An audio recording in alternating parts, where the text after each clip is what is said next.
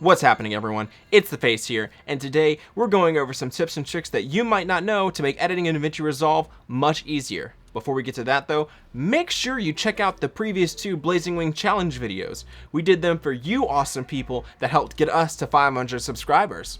And of course, don't forget to like and comment this video in addition to subscribing and clicking the bell to get notified when we post.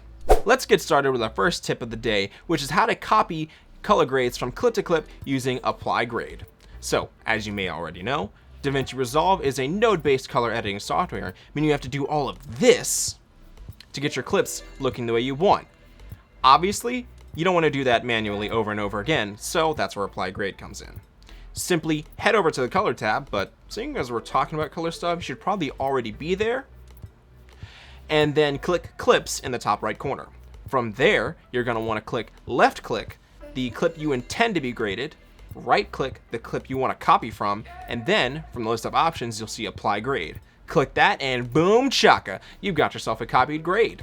A word of warning about this tool before we move on is that seeing as Apply Grade uses the exact adjustments you've made to a clip on the new one, if a clip is exposed or white balanced differently from the clip you're copying from, then you might run into issue on the new clip and have to adjust accordingly. Alright, so you know when you're on the timeline you're getting really just choppy playback performance? Yeah, there are actually two really easy fixes for that. One is to go into your project settings and change your timeline resolution to whatever is playable on your machine, which hopefully is not anything less than 1080p.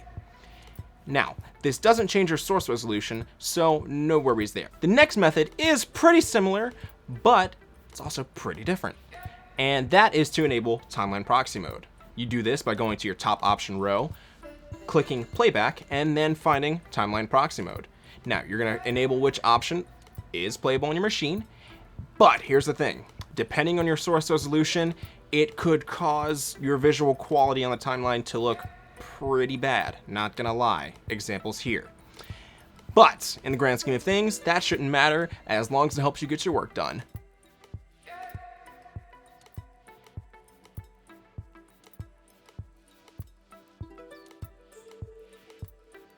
Now, this next tip comes from years of editing and not using this tool because, yeah, I was a fool. I was a fool, and I wish I'd known to use it sooner. And that tool, ladies, gents, and NBs, is Ripple Cut. Now, for some, using this tool might be like a no-brainer, but to the uninitiated, you might ask, what even is that? Essentially, you use Ripple Cut to cut a portion of the timeline, and when the clip goes, the timeline adjusts itself to reflect the new length. Watch!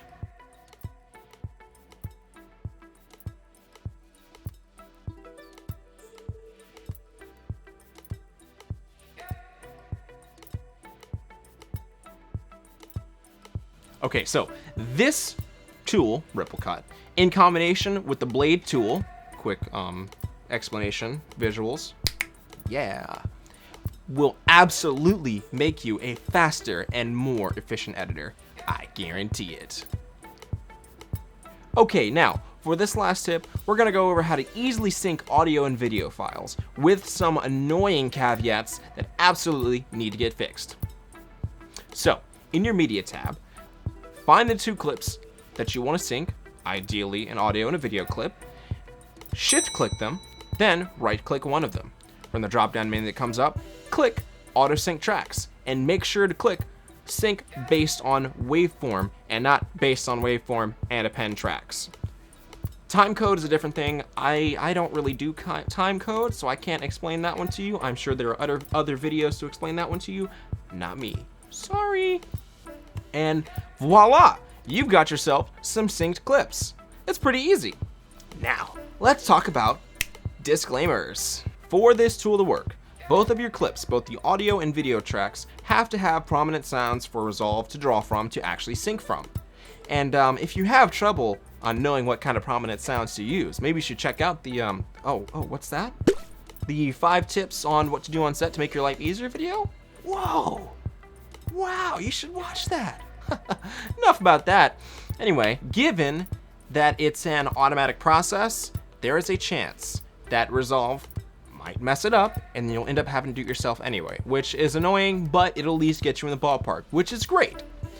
But on the flip side of that, there is a chance that even though both of your clips have prominent sounds to draw from, Resolve might straight up not do it at all. I've seen it a few times, and if I can pull up some examples of it, I will make sure to have it right here in the video playing over this so you can see it not functioning as it should.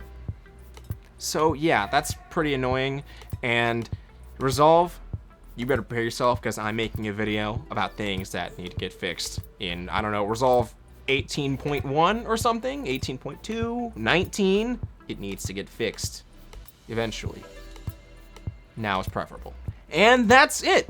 I hope you guys learned something today. You know, how to get better at editing in Resolve. Maybe not better, but maybe something you didn't already know.